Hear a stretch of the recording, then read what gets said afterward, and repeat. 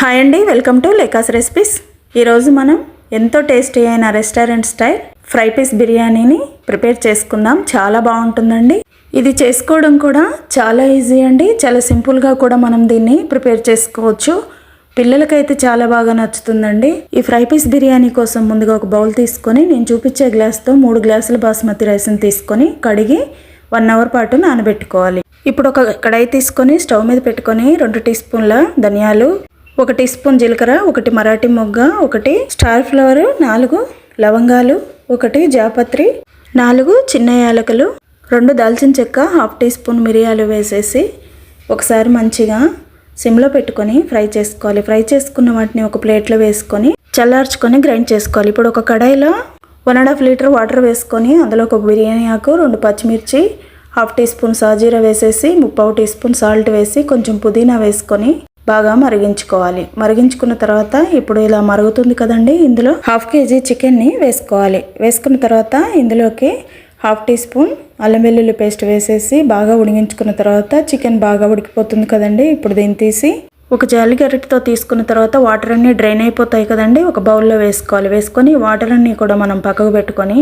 ఇప్పుడు రైస్ కోసం ఒక గిన్నెని తీసుకొని 2 టేబుల్ స్పూన్ల ఆయిల్, 1 టేబుల్ స్పూన్ నెయ్యి వేసుకొని బిర్యానీ ఆకు, లవంగం, చెక్క, యాలకాయ వేసేసి 1 కప్పు ఆనియన్, 3 పచ్చిమిర్చి, 1/2 టీ స్పూన్ అల్లం వెల్లుల్లి పేస్ట్ వేసేసి బాగా కలుపుకొని 1/4 కప్పు పుదీనా వేసేసి మళ్ళీ ఒకసారి ఫ్రై చేసుకోవాలి. ఇలా ఫ్రై చేసుకున్న తర్వాత ఇప్పుడు ఇందులోకి మనం ముందుగా ప్రిపేర్ చేసుకున్న మసాలాని 1 టీ స్పూన్ వేసుకోవాలి. వేసుకొని ఒకసారి కలుపుకోవాలి. ఈ మసాలాతోనే మనకి రైస్ ఫ్లేవర్ అనేది చాలా బాగా వస్తుందండి. ఇప్పుడు ఆనియన్ అంతా కూడా మంచిగా ఫ్రై అయిపోయిన తర్వాత మనం ముందుగా బియ్యం కొలుసుకున్న గ్లాస్తోని మనం ముందుగా ఉడికించుకున్న చికెన్ వాటర్ ఉంది కదండి, అది అందులో 5.5 గ్లాసులు వేసుకోవాలి.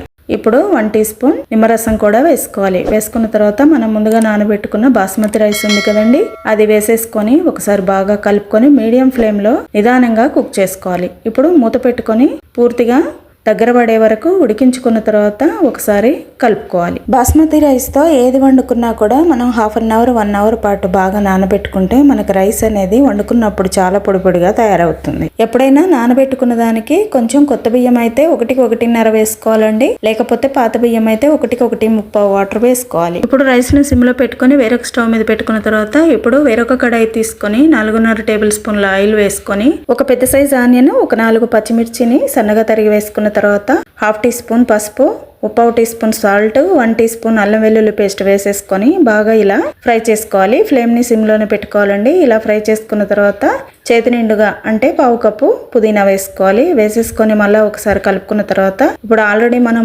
ఉడికించుకున్న చికెన్ ఉంది కదండి, అది అందులో వేసేసుకొని ఇప్పుడు ఈ చికెన్ అంతా కూడా పూర్తిగా సిమ్లో పెట్టుకొని ఫ్రై చేసుకోవాలి.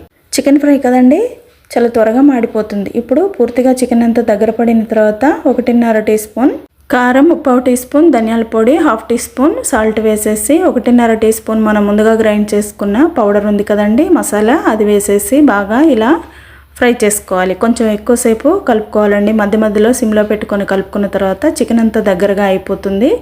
ఇప్పుడు ఉప్పు కారం అంతా మగ్గిన తర్వాత కొంచెం కొత్తిమీర వేసేసుకొని ఇలా ఫ్రై చేసుకుంటే ఎంతో టేస్టీ అయిన చికెన్ ఫ్రై రెడీ అయిపోతుంది.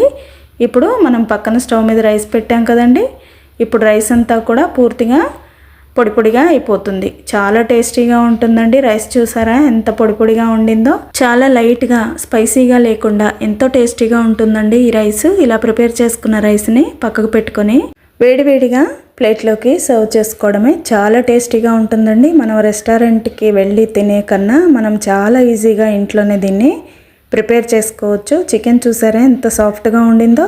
మనం హోటల్కి వెళ్తే చాలా స్పైసీగా ఉంటుంది కదండి, ఇంట్లోనైతే ఇంకా ఇలా ప్రిపేర్ చేసుకున్నామంటే ఇంటిల్లిపాది హాయిగా తినేయచ్చు. నచ్చిందా అండి ఫ్రై పీస్ బిర్యానీ? నచ్చితే మీరు ఒకసారి ఇలాగా ట్రై చేయండి. మీకు ఎలా కుదిరిందో కమెంట్ చేయండి. అలాగే లేకాస్ రెసిపీస్ ఛానల్ని సబ్స్క్రైబ్ చేసుకొని మీ సపోర్ట్ని ఇవ్వండి. Thank you.